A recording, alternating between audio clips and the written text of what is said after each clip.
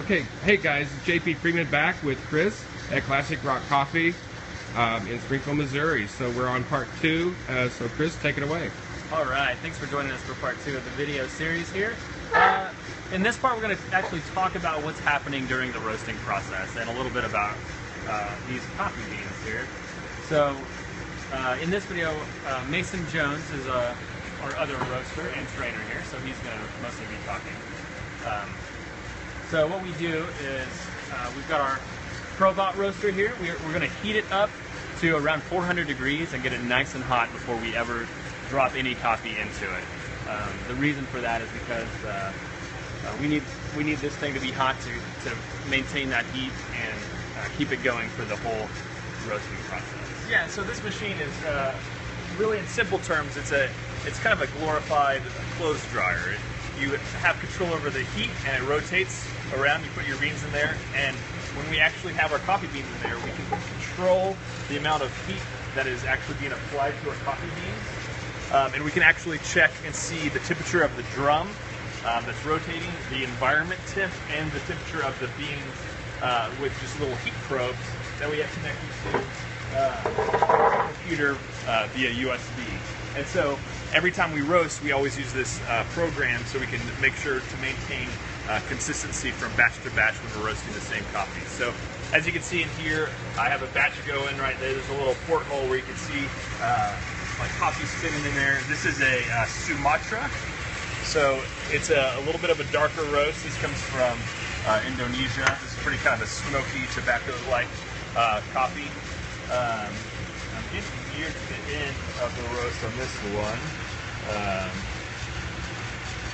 But when we're heating coffee in here and roasting, what we're really doing is we are heating the sugars inside of that coffee. So what we really want to do is make sure that we maintain the natural flavor that is in the coffee and not overly burn it or under roast it.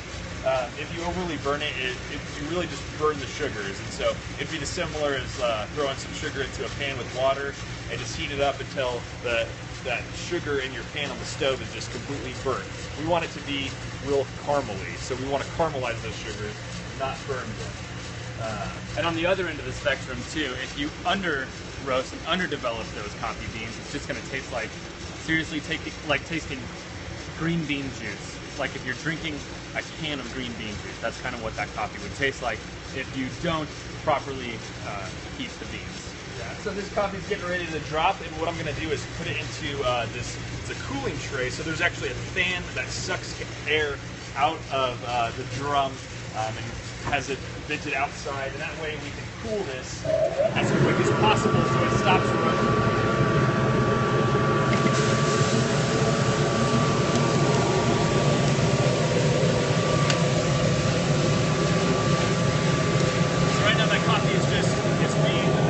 Down as quick as possible.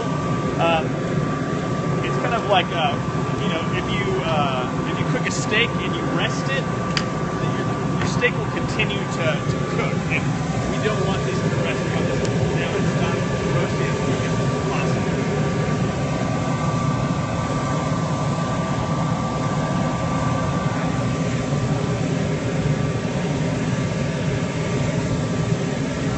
So this is, like I said, a Sumatra. So once this cools down, we'll put it into 5-pound bags over here, and we ship this to all of our domestic locations in the U.S. for Classic Rock Coffee.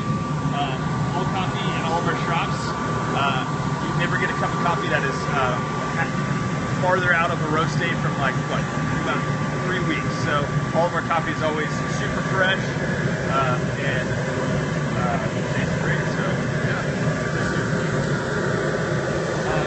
yeah, that's about it for part 2 of the video series. All right. Thanks for watching.